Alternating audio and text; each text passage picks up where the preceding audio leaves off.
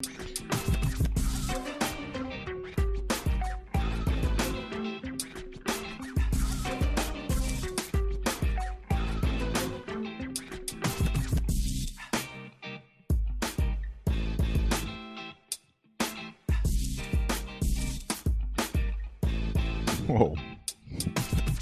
Okay. One more to go. Uno más. Ladies and gentlemen, are you excited? Are you hyped now? This is what we have been waiting for. 86 games. 86 games, and the New York Knicks are now in a dominant position to advance to the second round.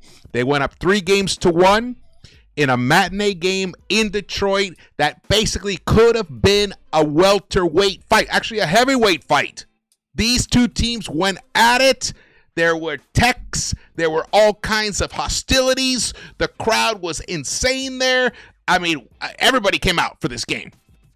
This was exactly what playoff basketball is all about. The NBA is the greatest game on earth. Love it. And the New York Knicks came out triumphant. But it wasn't easy. No. They made it very hard on themselves. But you got to shout out once again the Detroit Pistons. They have no quit in them. They even took this game away from us and built like an 11-point lead or something at one point. But the New York Knicks also have no quit. They are gutty right now. They pulled out one of the best, guttiest wins I have seen from this Knicks team in quite a while. Welcome into the Knicks-Verse. My name is George. Please hit the thumbs up button for me. Definitely. Shout out to the chat. Thank you guys for joining me live. Sorry it took a long time to get this thing going.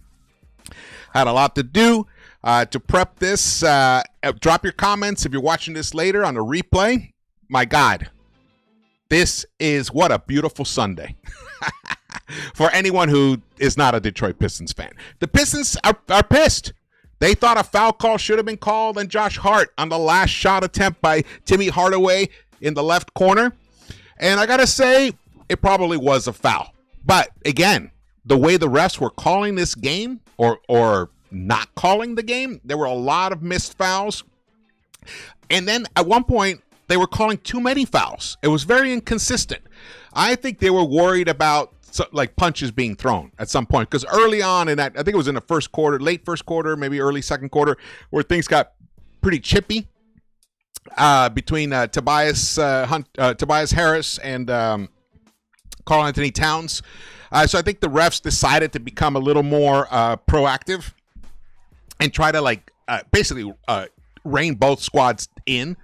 Well, and then there was another time where Holland, the second or whatever, was like trying to taunt Cat when he was on the floor, and Cade came over and just shoved his own player out of the way because he didn't want any of those shenanigans.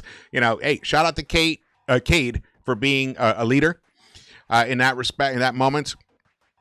So that's why I think we had a very inconsistent foul calling, and Cat played with 4 fouls for at least 2.5 quarters. And or about 2 quarters, he played with 4 fouls. He picked up his 5th foul late. They had a foul to give late. He picked it up, but he didn't foul out. Thank goodness, because Cat in the 4th quarter. And let me tell you, shout out to Jalen Brunson. He was tremendous in the 4th quarter. I got stats for you guys. I don't have full game highlights. I have a few clips to show you. In fact, let's go to this clip, because this is what it's all about. This was essentially the game winner from Karl Anthony Towns. Here we go. Right here. He's got it at the top, steps back, and lets it fly. Swish! The Knicks took their first lead in the second half at that point. 94-93 with just 40-something seconds left, and that was the story of the game. And the Knicks proceeded to play some excellent defense to close this game out. The Knicks kept the Detroit Pistons to just 93 points. Now, we were kept to 94. So Detroit, I mean, we know Detroit has a good defense. They have a top 10 defense in the NBA. But the New York Knicks stepped up when they needed to. and they created opportunities that the Detroit and seized upon the opportunities. Basically, there was a play in the fourth quarter. The Knicks, thanks to Brunson coming back from, it looked like I've heard it's a leg pinch, is what I heard. I don't know what that is. If you guys, any of the doctors or nurses in the chat know what that is, just drop it in the chat. I don't know what a leg pinch is. It wasn't to do with his ankle, but he came back and he was phenomenal. He helped the Knicks start scoring. The Knicks were in a lull at that point. And then Mikal Bridges wakes up late in that fourth quarter and buries two monstrous threes from the right corner. I mean, he went up and he was drifting towards the out of bounds baseline and buried him. Both times, the exact same shot. Outstanding. Look, did I have trouble with his output throughout the whole game? Absolutely. He self-admittedly said he was not playing well. OG, I think he was 3 of 13. Got blocked many times going to the hoop. Could he be a little winded, expending so much energy on the defensive end, trying to chase Cade down? I think we're seeing that. But all that aside, it's when you hit the buckets that matter, and Mikal Bridges hit two huge three-pointers. Jalen Brunson hit a monster three as well in that fourth quarter, but none were bigger than this. Well, before this shot, Cat got the ball. Look, I had a problem with Brunson. There was a possession where he forced it. He took it into the paint, tried to attempt a very difficult two. We missed. The ball came down to the other end, and I think Detroit scored. I can't remember if it was a three. I think it was actually a three. I think Cade hit a three from the left, above the break on the left. And then we came down. I think there was a foul. I think it was a timeout called, and then Cat gets the ball at the top of the arc, buries that three, and then Cat gets the ball with a half a second left, or a second and a half left in the shot clock on the right baseline. He does a turnaround, drifting, basically going into the cameraman on that baseline, and he buries the two. And that was humongous, and that's what set up this moment here, because the Knicks got the stop on the defensive end, and then Cat steps back. Boom! Boom! Beautiful sight. Insane deep three for the lead. Exactly right. What a fantastic victory for the New York Knicks. I mean, this says a lot. This says a lot about this team right now. And as I tweeted, I basically just retweeted what JD had texted me. Cat became a Knick today. He is our boy. He's our guy. He is our monster. He is our beast. He is finally our big five who can shoot the three, who can take it down low. He can score when you need the bucket. Outstanding game for Karl Anthony Towns, especially when you consider he was playing with foul trouble for most of it. And those fouls were, a couple of them were ridiculous. Two silly fouls that were called on him when he was trying to guard Tobias Harris, who he got beat around the basket. Look, those you remove those two, and they resulted in two made free throws. So that's 2 more points that they got. Man, there was a play at the end of the third quarter where the Knicks, Brunson turned the ball over. I think it was Schroeder who got the steal, and he went down and he passed it to Timmy Hardaway to dunk it, but it was a 1/10 of a second too late, and it got disallowed. To think, if they had not played with their food at that point, if he had just gone in, just buried it, instead they try to showboat it, and now they lose by 1 point, 94-93. Wow. Outstanding. Shout out to the chat. We got Lex in the house. What's up, brother? Best mod around. We got Ryan Kim. We got Drew's Reviews. Tori B. We got Lionel. Who else we got in here? We got Killer B. Man, fantastic. Let's keep going here. Let's go back to, let's review this. Before we go to that, let's do this. I want to show you this guy, Josh Hart. I got to shout him out, because I have had many issues with him. Sometimes I'm wondering, why is he even on the court if he's not going to take a shot? If he's going to get burned, defensively, if he's going to overhelp and then allow his guy to backdoor cut on him and get an easy bucket. Well, there was one time like that tonight with Josh Hart, but mostly, I got to say, Josh Hart played the best defense today that he has played in the entire playoffs so far. And what a night, what a day to do it. Beautifully done. He contributed 14 points. He's the only other Knick in double figures other than Cat and Brunson. Brunson scored 32, Cat 27. Josh Hart's 14 points were crucial, and his knee must be barking. But I'll tell you, in that fourth quarter, he must have been ignoring it because he was missing easy buckets all around the rim. The whole Knicks team was missing easy buckets. We're missing easy buckets in those first 3.5 quarters around the rim. This game should have been a 20-point blowout for the Knicks if they had hit those buckets. They shot terribly in reality, but from the three-point line, they hit 15 three-pointers. They shot 45.5%, and a lot of that was in the fourth quarter. Beautifully done. Josh Hart finished with 14 points, 3 of 5 from the three-point line himself. He buried his first 2 three-point attempts. Sweet. 10 rebounds, double-double for him, 5 assists, and 4 steals for Mr. Josh Hart. But the play people are going to remember is the play at the end. They're going to ask, wait, he fouled Josh Hart. He did foul. He fouled Timmy Hardaway. Well, here we go. Referee David GUTTY says a foul should have been called on Josh Hart. The pool report on the non-call on Tim Hardaway Jr.'s shot in the final seconds of today's New York at Detroit game. The question, what did you see in that last series and why wasn't there a foul called on Timmy Hardaway Jr.'s three-point attempt?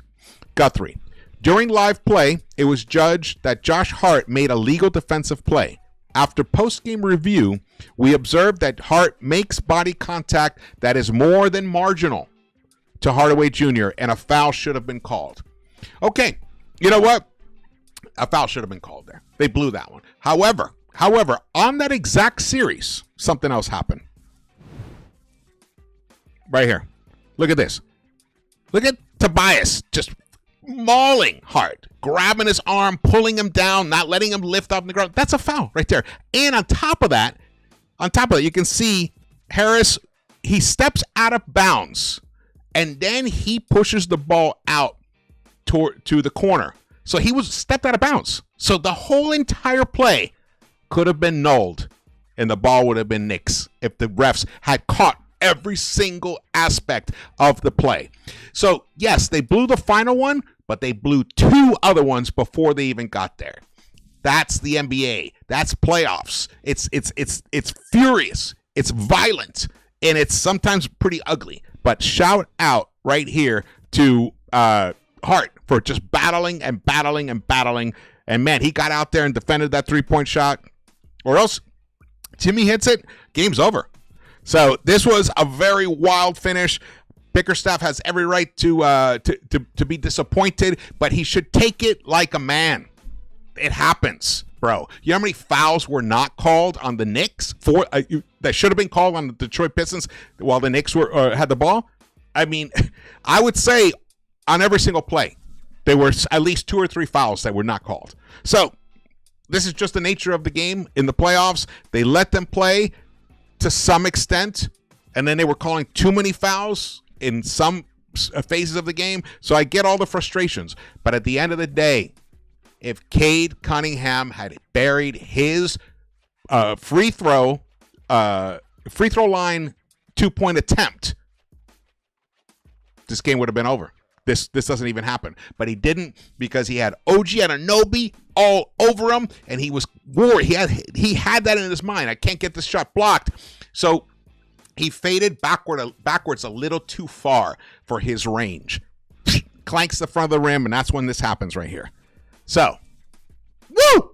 The New York Knicks, 3-1, heading back to the Garden. They're gonna finish this thing out in Game 5 at MSG.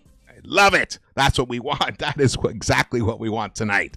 All right. Oh, we got over 160 in the chat. Fantastic. You guys are hyped, man. I love it. All right, let's get back to this.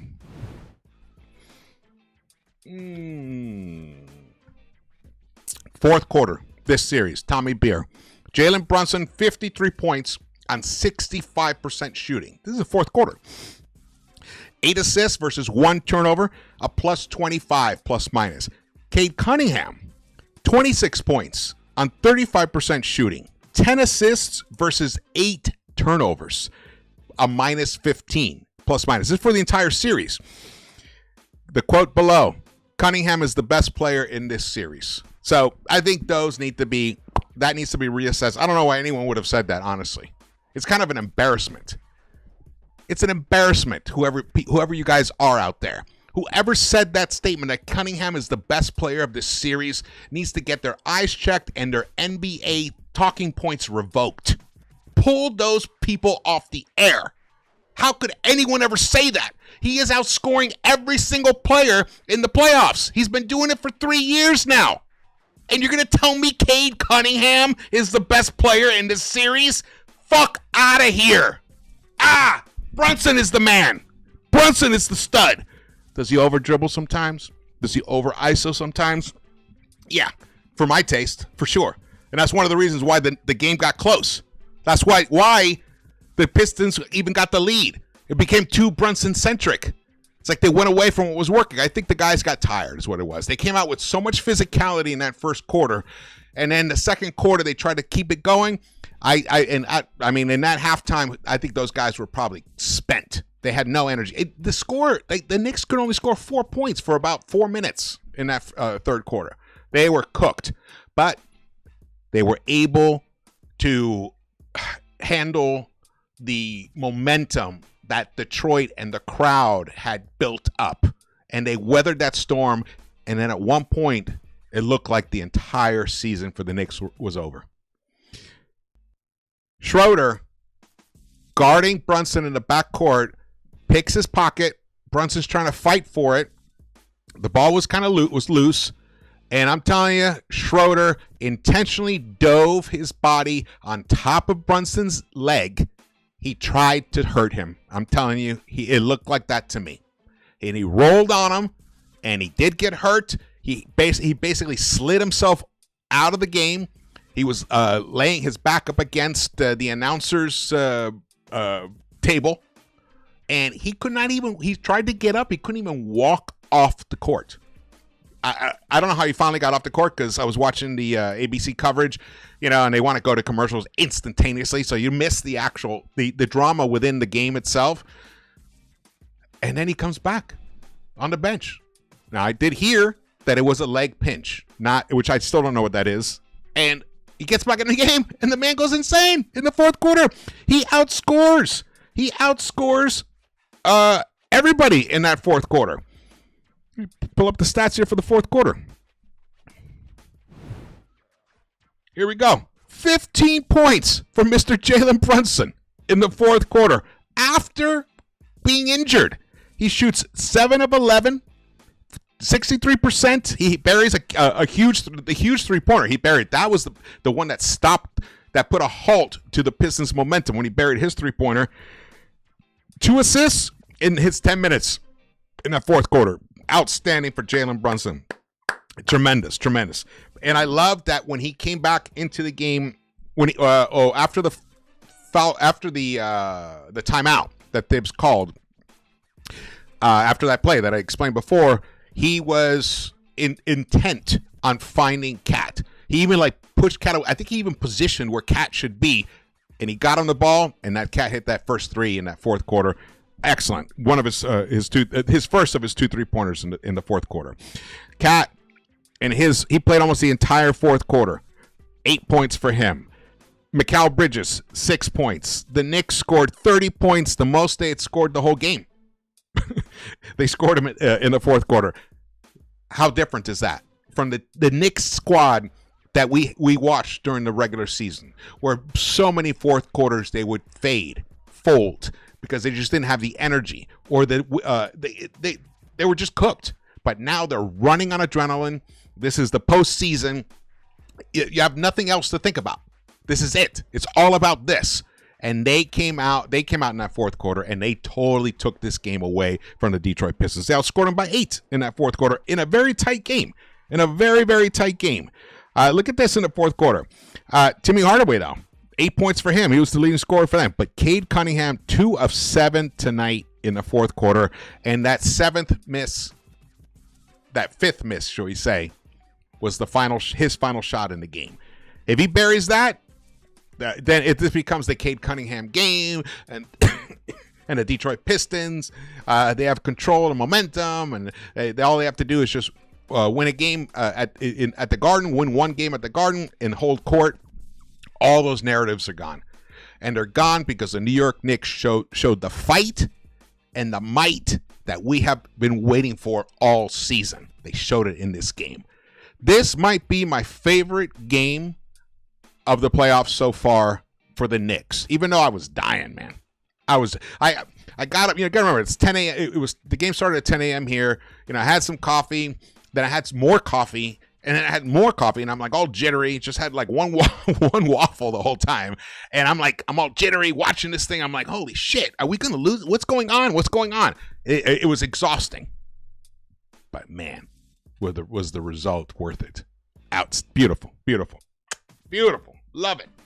Let's look at this. Here are the team comparisons. Oh, no, that's the wrong game. Let's see. That is the wrong game. Let's go to here. Sorry about that. Here we go. Here are the team comparisons for this game. The New York Knicks brutalized the Detroit Pistons in the paint, 48-32. They even the second chance points were basically even, 18-17. Fast break points, 15-12. The Detroit, they definitely beat us on that one. But when you compare all these stats, the Knicks came out the victors. They were plus 16 in points in the paint, and you control the paint. You're basically you're giving yourself a great chance to win. But the big number right here, and I'm sure Tom Thibodeau is having a big smile when he looks at that stat line.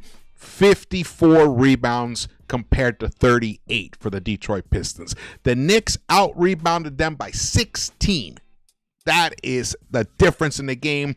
The Detroit Pistons out-rebounded us, and we still were able to win somehow. That is insane. That we were able to win this game and get out-rebounded by 16.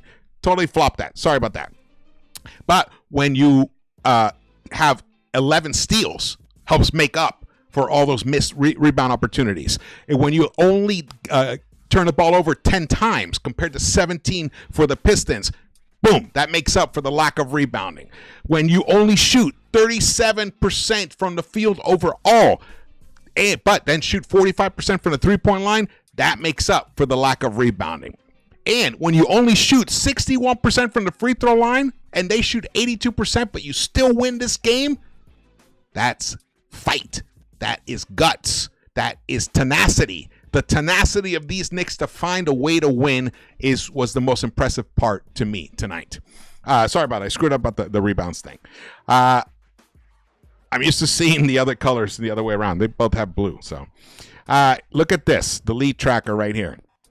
Knicks led for a majority of this game. And then as the second quarter was going to close, I was hoping the Knicks were going to close strong. They had built a 16-point lead with about 4 minutes left.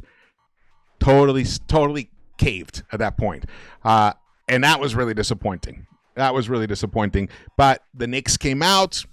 They were trying to figure their way around it. And they were able to finally take back the game, the lead midway through the third quarter. But the Pistons kept battling. And then the Pistons took this lead. And they built it an 11-point lead in the fourth quarter. And then Brunson came back and he buried that three from the corner. And the Knicks began their comeback. Woo!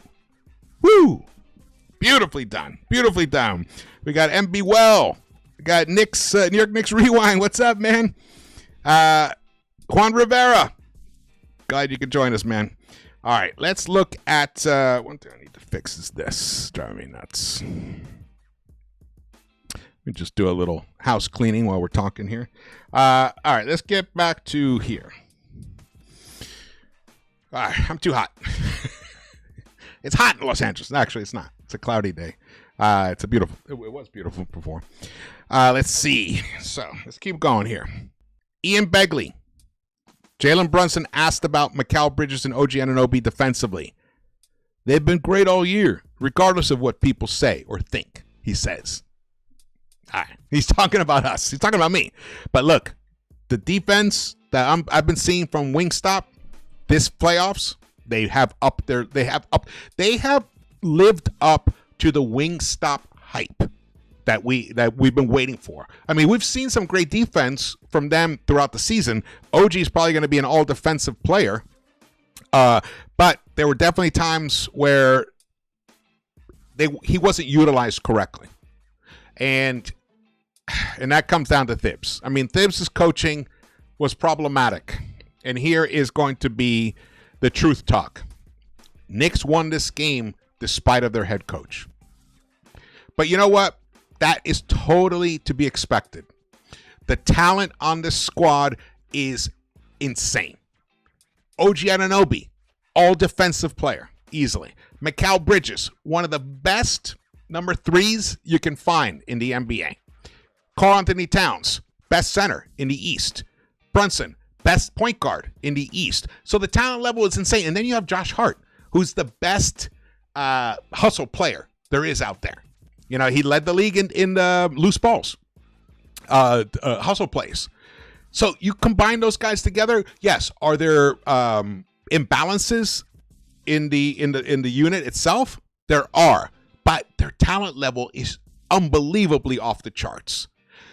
Now you have a coach who maybe doesn't really fully understand yet how to fully maximize the players he has, but the players themselves know how to do it, and that is what happened today. And then when you look at Tommy Beer again, talking about fourth quarter. Most points scored in the fourth quarter this postseason, Jalen Brunson with 53. The second closest is Kawhi Leonard with 35 points. Paolo Banchero with 27, Davion Mitchell 26, and Giannis with 24. That's how much better Brunson has been in the fourth quarter. And when you have a guy like that, Mr. Clutch like that, Captain Clutch, it's just a tremendous advantage. But the problem is sometimes you lean into it too much. And that's what was happening with this Knicks squad. We were leaning into his miraculous shot-making abilities too much. Guys were standing around. They weren't cutting. They weren't setting proper screens. But then that changed. That changed late in that midway through that fourth quarter. Perfect, just in time. Here's a couple of tweets that were sent to me. This guy JB. Big body buff. He wrote, still kind of a tough game by Thibs, though. They figured it out because of Towns' shot making, but he was getting the ball at the three-point line at some points. Definitely not his greatest game as a coach. And then Bill Simmons below basically lays it out. This is a brutal, brutal Thibs game. It was. But the fact that they were able to pull this one out fills me with a lot of hope, especially take care of business on Tuesday. I think the game's on Tuesday. Is game 5 on Tuesday? I think it is. They take care of business, close this one out, get ready for, it's going to be most likely Boston. Man, if the Knicks can continue doing what they've been doing, basically leaning into their defense, hitting clutch shots, getting clutch stops, I'm just telling you, we have yet to see a game where all 5 or the entire squad is cooking on all cylinders, where all the burners are lit and they're just cooking the opponents because they have it in them. They have guys like, actually, I guess game 1 was like that. Game 1 was like that. They have 4 players with 20 points or more. So we can see more of that, but I think the Knicks have 131 points in a game in them this postseason. And it could come in the second round. It could come on Tuesday. We shall see. Could come on Tuesday. Knicks in 5. Yes, Tuesday. Thanks, Lex. All right, let's keep going here. Fred Katz. Karl-Anthony Towns on his crunch time big shot making. I'm just trying to do my best Jalen Brunson impression. Love it. I love how Kat has fully embraced his Batman role, but with his Robin role with Batman skills, where at any moment he can take over and become Batman, and we saw it tonight. But he takes the Robin persona, even though he has Batman skills. That is a tremendous attribute as a professional. Totally. I got an eyelash in my eye. It's killing me. All right, let's get to the stats here. Towns, 10 of 23. He needed 23 shot attempts to give us 27 points. Not the most efficient. It wasn't an efficient night for the team. That is for sure. Towns shot 43%.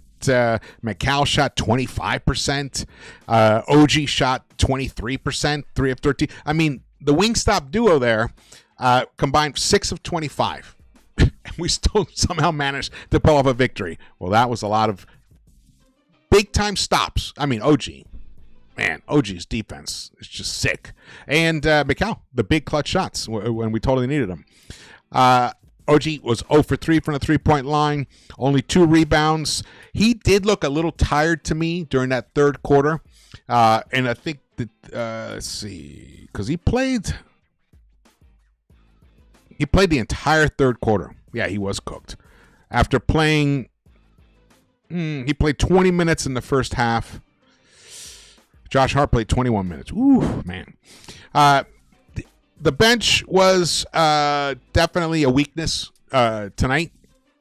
I don't know why Shamet didn't get some time in that third quarter. We could have used his shot making. He definitely comes off with energy off the bench, especially when the whole squad was basically looking a little tired, a little winded. This is what we're talking about. Where Thibs, this was a brutal game for Thibs. No Shamet. When Towns got into some foul trouble, he took a big risk and left Towns in there, but it also took some of the physicality away from Towns, and that helped Detroit continue their momentum. I think there was a 21-5 run or something for the Detroit Pistons, something like that. I can't remember. 21. They went on a pretty deep run, and it coincided with the Knicks with Cat getting into foul trouble and not being able to be physical enough. And then Mitch came in. Remember, he had an illness. He was sick the past couple of days, didn't even practice with the team. He was able to come out and give 9 minutes, but he didn't look like his regular self. There were definitely putbacks he normally gets. That was all part of, actually, let's look at this shot chart here. Let's look at this shot chart. Here we go. Yeah, let's come back to here. So this is the shot chart. Look at all these red X's right here. Look at this. All these red X's. That's just a lot of missed buckets that you don't normally see. Look at all those greens right there. And yet the Knicks still dominated the paint. They still ended up dominating the paint. They just kept going to it. Beautiful. But look at all those greens. Those green circles above the arc. Beautiful. The New York Knicks win it with grit and three-point shooting. Oh, man. I can't believe this. 45% from the three-point line. Jesus. That is sick. That is sick. Oh, no. Detroit beat us in the paint. What the hell? I got to get my glasses fixed. Detroit beat us in the paint. So we just want to scratch all that shit I said about the points in the paint. I thought we dominated that. No, what we dominated was the three-point line. My apologies. Totally my apologies. Let's go back to this. I got to clean my screen. 10 rebound. Hart had the most rebounds, 10 for him. Towns with 9. Yeah, the rebounding was a problem for the Knicks, and they still were able to overcome it. Look at this plus minus. So plus 2 for Mikal Bridges, even though he only delivers 8 points. A minus 9 for OG. Plus 5 for Hart for Brunson, and a plus 5 for Cat. A plus 2 for Josh Hart. Plus 3 for Mitch, even though it wasn't the most effective 9 minutes of play. And Deuce with a plus 1. Payne was disappointing today. There were several times he just he forced a few shots. He turned the ball over on the sideline. Yeah, that was a problem for me tonight. But the Knicks as a whole controlled the ball. They definitely took care of the ball. Only 10 turnovers tonight. Here are the Pistons stat lines here. 18 points for Tobias Harris, 6 of 15 shooting, 0 for 3 from the three-point line. His offensive game definitely has taken a step back. Even though he delivered 18 points, he went to the free throw line a lot for sure. 8 rebounds to go along with his 0 assists. Thompson basically he's been a non-factor this game. He didn't even have foul trouble. He just wasn't effective in his 22. He only played 22 minutes. Timmy Hardaway, 14 points, but needed 16 shot attempts, 4 of 13 from the three-point line. Duren, only 6 points, but 17 rebounds. Wow. 10 rebounds for Cunningham in his 25 points, his double. He had a triple-double today, 10 assists, 10 rebounds, and 25 points, but he needed 23 shot attempts. The bench, Beasley, struggled from the three-point line, 3 of 9, but he did hit some three-pointers in that second half that sparked the Detroit Pistons. He delivered 13 points. Schroeder, only 6 points in his 27 minutes of play, and he attempted to take out Jalen Brunson by rolling over his knee. They only shot 24% from the three-point line. They did shoot 43% overall. Let's look over here. Points conceded off turnovers. This is a big stat. Considering, well, here they have the Detroit Pistons with 19 turnovers. The Knicks were only able to get 20 points conceded off of that, but they only gave up 15, so they ended up a +5 right there. Yeah, man, I totally screwed up that whole rebounds rant that I went on earlier. That's an embarrassment. What else here is to note? Of note, look at this. That's a big swing there. The Knicks were once up 16. Pistons were once up 11. 27-point swing there. And the Knicks finished the game up by 1 as the buzzer sounded. Beautifully done. We got almost 200 in the chat. Thank you guys for joining me here. If you have any questions or whatever, drop it in there. Now I'm going to start looking at that, see what you guys are talking about. We've just been rambling here. The New York Knicks, man, 94-93. They take the series lead 3-1. All right, let's see here. What do we got? If I miss anything of interest here, I am amped, Alexander, no doubt. Imagine Cat, Duren and Cat. Oh, yeah, we traded away Duren. Also wish we never gave Duren to Detroit. Yeah, that was for a specific deal we made to. Is that the deal where we ended up with Grimes? Was that what happened there? I can't remember the details of that. But he does look good. But you know what? His offensive game is so incredibly limited. It's really hard to win in the NBA with that type of center who doesn't give you any jump shooting offense at all, like zero. I mean, we have that with Mitch, but Mitch, when he's fit, is an outstanding offense. So is Duren. He's a great rebounder, but offensive rebounding, Mitch is just a beast, and his ability to put back and his defense. Mitch's defense is just at a whole other level than Duren. Can't even compare the two, honestly. Can't even compare the two defensively. So eventually, I think Detroit will probably end up opting for a Cat-like type of center, a 5 that can shoot that 3. It'll make Cade's life much easier to have some spacing to work with. Who knows? Maybe Duren stays the power forward, becomes a power forward, or he's the guy off the bench, kind of like Mitch. We'll see. Unless he can develop a little jumper. Yeah, unless he can develop something. Let's see. We had to get rid of Kemba's contract. That's right. Thank you, Drew. I knew there was a specific reason. Yeah, I think there was. He does have a hook shot. That's true, in his bag. But you can't depend on him, as an offensive force. And we know we suffered through that already. That's one of the great things about iHeart last season. His floater, he does have a three-point shot, even though Thibs never let him take it. But he had that nice floater. We could hit a 15-footer. That's essential, especially in the playoffs. And Duren doesn't have that. But if he develops that, that could be tremendous. Cap space. That's what it was. Yeah, shimmy your ass out of here. That was Beasley with his shimmy. Beasley has embarrassed himself this playoffs. I mean, don't want to be mean or anything like that, but he's definitely embarrassed himself in these playoffs. Let's see. Let me pull up stats here. Let's look over here. So these are the playoff stats right now. Giannis is the leading scorer with 35 points per game. Brunson's right there, 33, number 2, above Banchero. And Cunningham has dropped down to 12th now, 25 points, which is still really good. Obviously, tremendous. But, Brunson's almost 8 points better than him at this point. And then we got Towns down here, 22.8 points per game. But he's shooting 53%. Oh, can you see Cat? No, here we go. Here's Cat. Cat's shooting 53% overall. And 50% from the three-point line, and he's up to attempting 5 per game. I want him to attempt 8 per game. Can you imagine 8 per game? He hits 3 of 8, 4 of 8. Well, that's what we need from him. Right now, he's averaging 2.5 makes per game.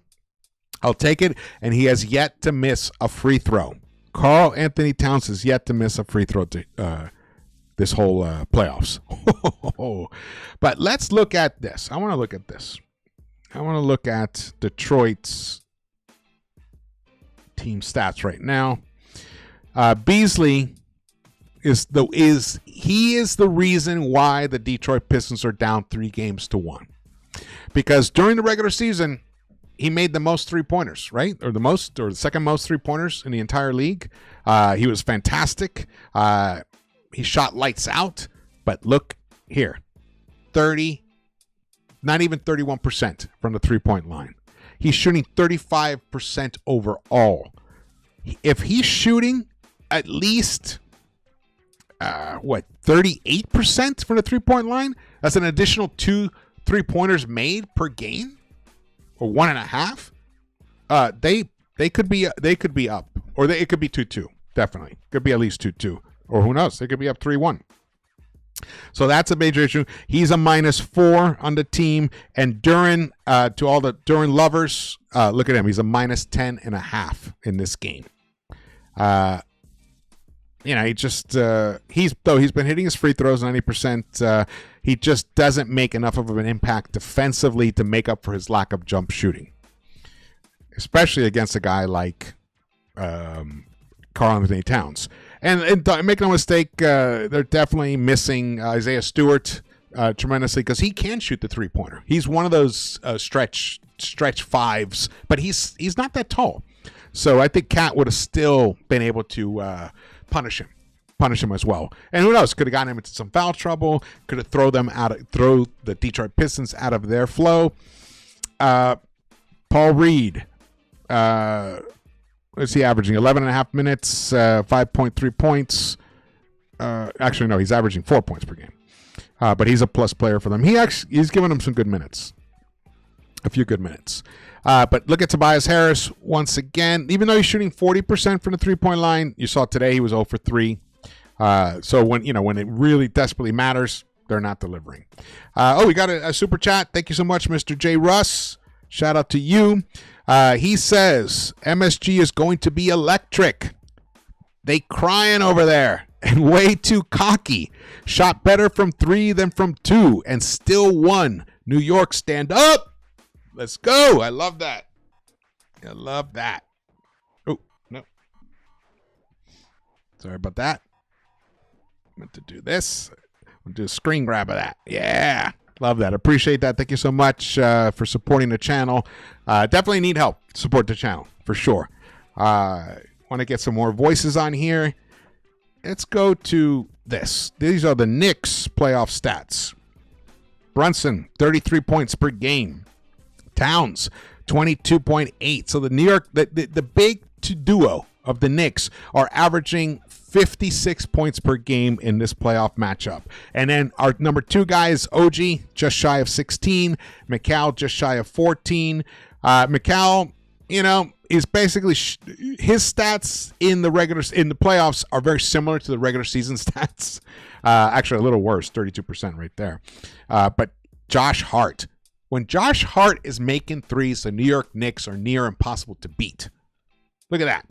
55% from the three-point line. He's shooting better from the three-point line than inside the arc.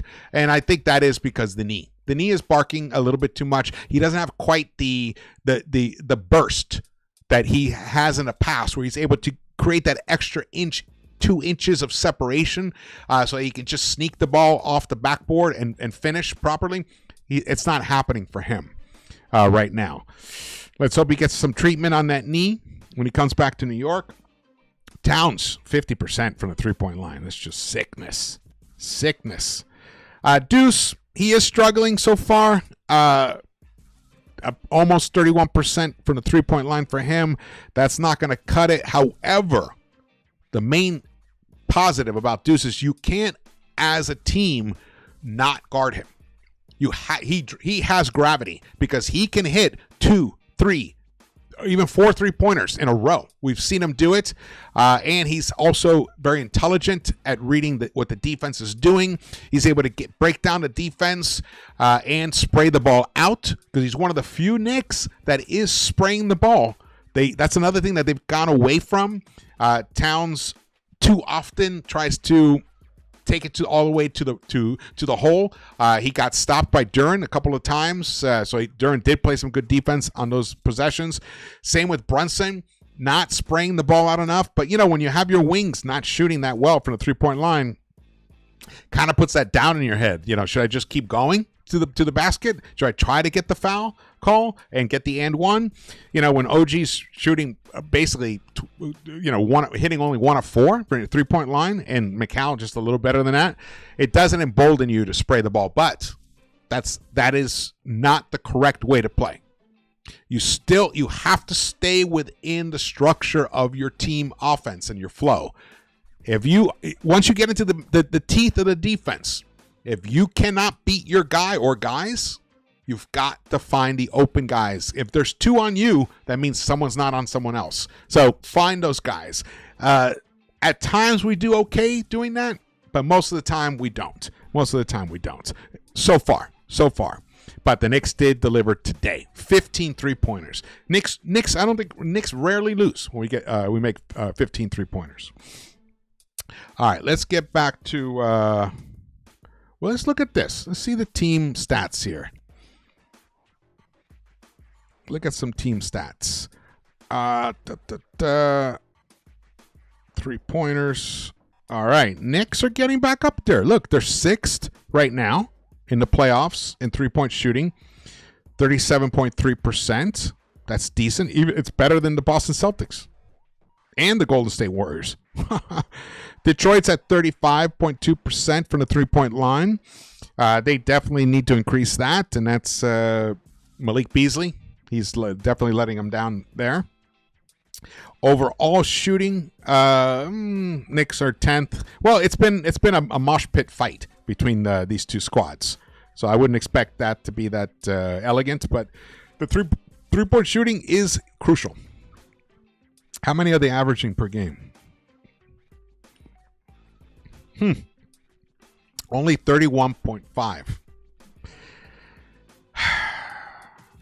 See, this needs to be at least like what the Pacers are doing. 37. That's an additional... Look, they're shooting basically virtually the same. So that's an additional 2.2 3-pointers. That is an additional 7 points a game. That could be a huge difference right here. This would have been a win. Who knows? Game 2 could have been a win. The Knicks hit their threes or attempt more threes. So they need to attempt more threes for sure. Part of that is they're just not making them, and I can see that they're drifting away from that approach. But in the modern NBA, you just cannot do it. You have to stick with the game plan. Here are the advanced stats. Let's look at the. Let me refresh this. Oh no, it's right here. Offensive rating. 110 for the Knicks. Nothing exciting. And Detroit's right below them. That's why this has been a tough series. Defensive rating, though. 109.4. Okay, 110 for them. Knicks net rating, 0.6. All right. But it's the turnover percentage, that is the key. Look at this. The Knicks are taking care of that ball beautifully, and they're forcing, and a lot of it is Cade. Cade is turnover prone, and the Knicks defense have pushed Cade to his worst tendencies when it comes to controlling the ball. He's forcing too many things. They are down 8. They're like second worst in the NBA. You can't see it here. Hold on. Here it is. Second worst in the playoffs right now with an 18.2 turnover percentage. So there you go. That's a big reason why the Knicks are out in front. Oh, man. All right, let's look at this. I'm gonna be winding down soon. I figured I'd be on for about an hour. I appreciate all the support. You guys have been amazing. Definitely going to put out, I'm going to do a video tomorrow, a deeper analytical video, looking at what's been working with the Knicks and what areas that they need to improve. Thibs, man, Thibs is going to have to watch that tape, which I know he will. But he's really got to make sure. What happened with Mitch? I saw a question here. Eddie Kofi. Yeah, he had some kind of an illness. I sounds like to me, he was sick on Friday and Saturday, but they came out to play today. Maybe it was a stomach thing. I don't know. But he was in, and I think it took something out of him today. He wasn't his usual self. So hopefully by Tuesday, he will have totally recovered. He gets back home, gets back into his trucks. He can get back to normal somewhat, and he can come out with that intensity that we've seen from him during this playoffs, the first 3 games. I did love that. Let's see what else. Any other questions here? Deuce is a really good defender, yes, but he definitely has made some mistakes of late. But we need him to hit those threes. I'm expecting a big breakout game from Deuce coming up pretty soon. I'm expecting a breakout game offensively. I'm expecting a game from this team where it all comes together. The offense is sizzling and the defense is tenacious. And they come out like that. They light them up. They win 131-99. I see a game like that coming up soon. And it'll be demoralizing for the Pistons, but the Pistons need that. They need it because they need to suffer the agony of defeat in a first round, the first time they've been there as this unit ever. And they need to understand that there's a whole other bar that they have to reach before they can actually begin to rack up wins in the playoffs, in the postseason. What else we got here? I think I've missed a few questions. Apologies. You can always repost them here. Or any question, if you guys watching this on the replay, just drop it in the comments. I tried to read them all, and they helped me tremendously. All right. I think we're good. I think we are good. Wow. Knicks are up 3-1. Drink that in. After all that talk. And the way the national media was acting like as if Detroit was completely dominating the Knicks throughout this series. And we were lucky to have one win in that game 1 because of a miraculous 21-0 run. Those narratives are insulting. And they're one of the main reasons why I started this channel, to have a voice to speak against those kind of narratives. The New York Knicks, if you really look at the way this series is going, it's the Knicks that have been truly the dominant team. And that's why they're up 3-1. This series could have been over if they had not faltered in game 2. The season could have been over for the Detroit Pistons. So that's really what you got to look at. 3-1. The team that goes up 3-1 wins about 95% of the time. Wins the series 95% of the time. So I'm expecting them to win. And the beauty is, even if something happens, whatever, Knicks are just cold as ice on Tuesday, and somehow the Detroit Pistons eke out a victory, the Knicks know that they can go to Detroit and pick up that win, that Game 6 win, because they have not lost in the playoffs against the Detroit Pistons in Detroit. They know that they can win in a hostile arena. They're a very good road team, and they proved it by sweeping the 2 games in Detroit so far.